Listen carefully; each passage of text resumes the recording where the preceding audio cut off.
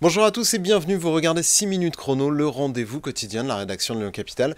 Et aujourd'hui on accueille Thomas Dossus, bonjour. Bonjour. Alors vous êtes sénateur écologiste du Rhône, on vous a invité pour parler de la réforme des retraites puisqu'elle va arriver au Sénat après son passage mouvementé à l'Assemblée nationale.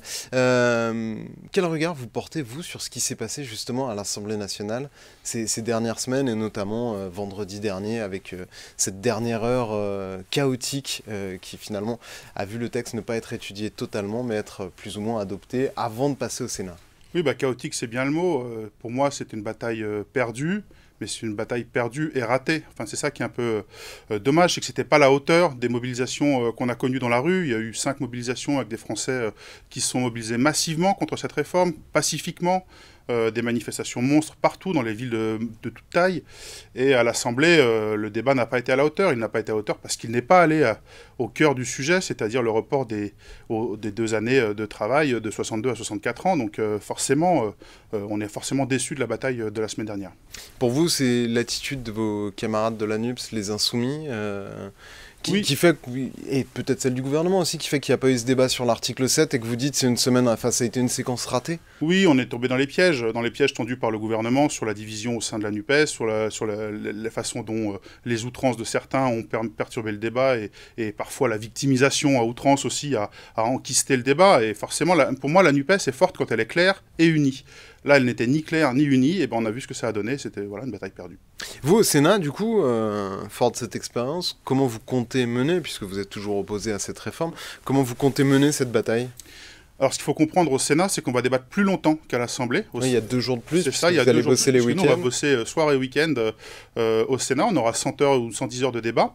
Et donc, on va prendre tout ce temps-là pour débattre du fond de la réforme, amendement par amendement, argument contre argument. Ce qu'il faut comprendre aussi au Sénat, c'est qu'elle est largement soutenue par la majorité sénatoriale de droite. Donc, cette réforme, donc notre adversaire sera aussi la majorité de droite, c'est de Bruno Retailleau. Et donc, on va avoir une bataille âpre au Sénat, longue et difficile. En 2010, ça avait déjà été le cas. Donc, on va tenir nos rangs de parlementaires qui vont débattre du fond de cette réforme. Oui, parce que alors, ce qui est bizarre, c'est qu'à l'Assemblée nationale, c'est le manque de perspective sur le vote des députés LR en faveur de cette réforme qui fait que le gouvernement a pu aussi jouer la carte de l'obstruction avec les Insoumis. En revanche, là, la majorité sénatoriale est tout à fait pour la réforme. Il y a les sénateurs LR et les députés LR, c'est pas du tout le même corps idéologique. Ouais. Ce qu'il faut comprendre sur cette réforme, c'est que ça fait 4 ans qu'en fait la majorité sénatoriale la passe dans un budget de la sécurité sociale. 4 ans qu'il y a un amendement, on appelle ça l'amendement Retailleau, nous au Sénat, qui repousse de 2 ans l'âge de la retraite. Et donc le gouvernement, dans toutes ses consultations, il a consulté tous les syndicats, tous les présidents de groupe, tous les partis. Et il n'a retenu qu'une seule réforme, celle de la droite la plus dure, celle de la droite de Bruno Retailleau. Et donc nous au Sénat, on est habitués à mener cette bataille-là. Tous les ans, on la mène depuis 4 ans. Depuis 4 ans, le gouvernement dit non, c'est pas le moment. Cette fois-ci, il nous l'impose. Et donc oui, au Sénat, on est habitués à combattre cette réforme. Alors vous la menez tous les 4 ans, vous la perdez.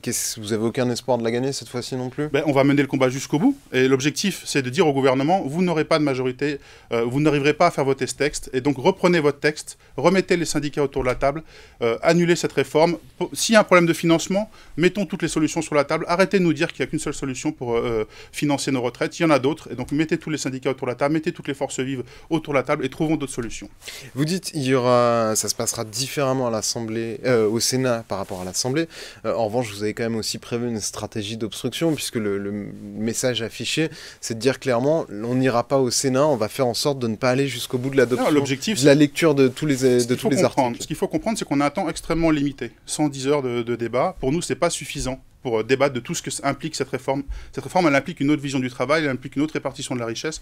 Donc on a le véhicule législatif choisi par le gouvernement n'est pas à la hauteur du débat. Donc oui, on va déposer un certain nombre d'amendements, pas autant qu'à l'Assemblée. On n'est pas dans une stratégie d'obstruction, on est dans une stratégie de débat amendement par amendement. Mais oui, on va montrer que ce processus. 2000 amendements, c'est pas de l'obstruction? Non, 2000 amendements, c'est ce qu'il y avait par exemple sur la loi climat. La loi climat, elle est passée au Sénat aussi. Ça a fait 70 heures, 80 heures de débat. 2000 amendements, c'est ce qu'il y avait en 2010 sur la réforme de retraite Fillon. Donc c'est un niveau d'amendement correct sur un projet de loi important. Donc c'est un niveau d'amendement, moi, qui nous permettra le débat, évidemment. Cette réforme, elle est quand même très impactante sur la vie des Français, et donc il va falloir débattre jusqu'au bout, jusqu'au fond de cette réforme. Oui, mais vous avez prévu de ne pas lire tous les articles. Nous, ce qu'on dit, c'est qu'il n'y a pas le temps nécessaire pour étudier tout ce qu'implique cette réforme. Mais vous voulez lire l'article 7, notamment. Oui, nous, on veut débattre de l'article 7. C'est le cœur de cette réforme. On aurait aimé qu'il soit débattu à l'Assemblée pour entendre chaque député, dans chaque circonscription, dire pourquoi il était pour ou contre le report de 2 ans de la retraite. Et donc, nous, on veut en débattre au Sénat, on veut en débattre si possible. Mais c'est quoi? C'est une stratégie, on va dire, name and shame, c'est-à-dire de pointer du doigt, de dire, vous, tel sénateur ou tel député, vous avez voté ça, retournez sur le terrain.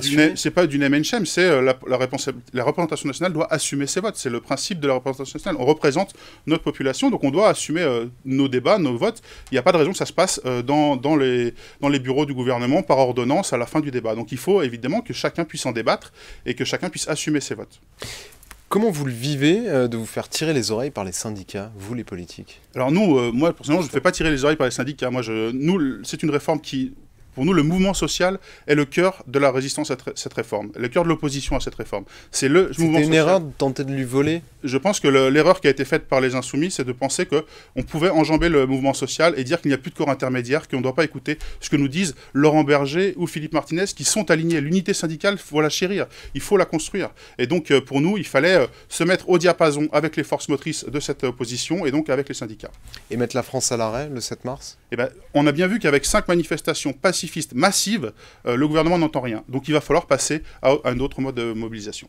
Merci beaucoup Thomas Dossus d'avoir répondu à notre invitation et à nos questions. Moi je vous retrouve très bientôt pour une nouvelle édition de 6 minutes chrono. Au revoir.